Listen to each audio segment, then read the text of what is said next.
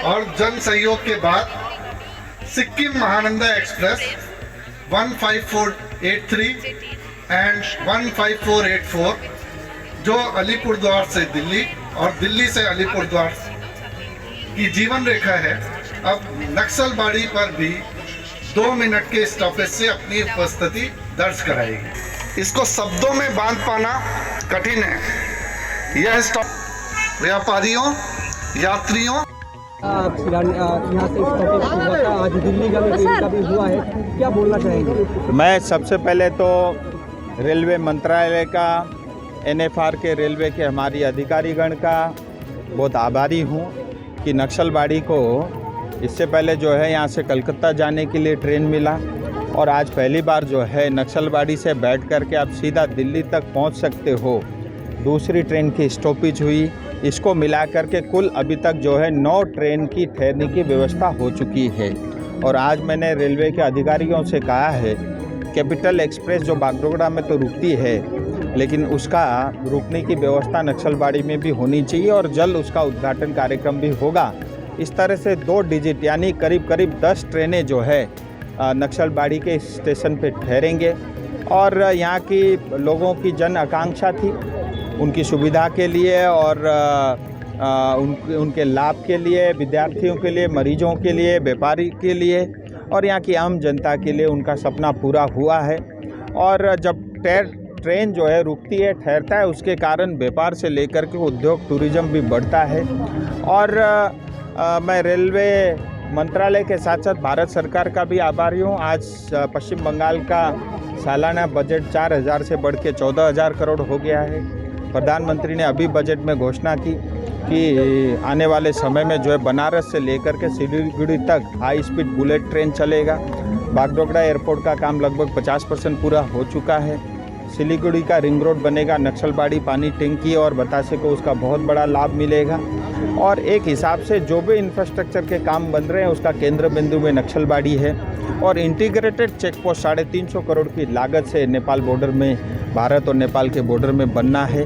अभी उसमें ज़मीन जो है एनओसी पश्चिम बंगाल सरकार ने नहीं दिया है, लेकिन 2 महीने बाद एनओसी की आवश्यकता नहीं पड़ेगी क्योंकि यहाँ पे भी और केंद्र में भी भारतीय जनता पार्टी की सरकार बनेगी, तो इसके कारण सुविधा होगी।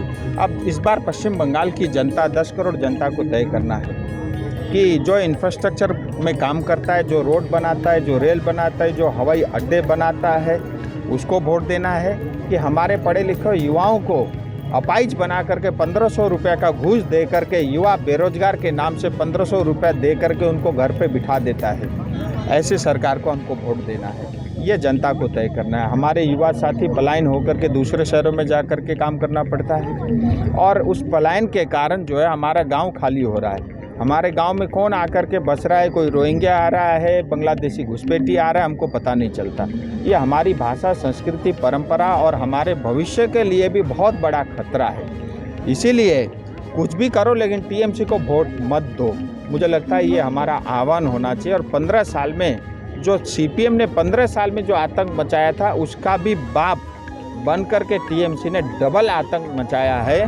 और इनका कोई मान, धर्म, ईमान है नहीं, इनको भारत से प्रेम है नहीं। अभी मैं एक आदिवासी परिवार से मिल के आया, एक आदिवासी महिला को एक जो है मुस्लिम समाज के गुंडे ने लात मारा, उसके पेट में 7 महीने का बच्चा था और बच्चा जो है जन्म होते ही तीसरे दिन उसकी मौत हो जाती है। आज हमारे घर पे घुस करके आदिवासी और हमारे समाज के लोगों को पीट रहे हैं। क्या हम पाकिस्तान में रहते हैं? क्या हम पश्चिम बंगाल को पाकिस्तान बनाना चाहते हैं? क्या पश्चिम बंगाल को हम बांग्लादेश बनाना चाहते हैं? हम आखिर में भविष्य क्या बनाना चाहते हैं, ये जनता को तय करना है। हम जनता के हक और अधिकार के लिए बीजेपी लड़ सकती है, लेकिन अंत में वोट आपको देना होता है।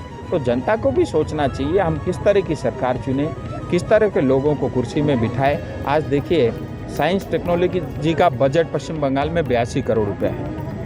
मदरसा बोर्ड, मुझे मदरसा से कोई प्रॉब्लम नहीं है, आप तुलना करके देखिए। मदरसा बोर्ड डेवलपमेंट के लिए 5713 करोड़ रुपया पश्चिम बंगाल सरकार देती है, तो इससे स्पष्ट पता चल जाता है। और नॉर्थ बंगाल के साथ तो जो अन्याय हुआ है हम कभी भूल ही नहीं सकते।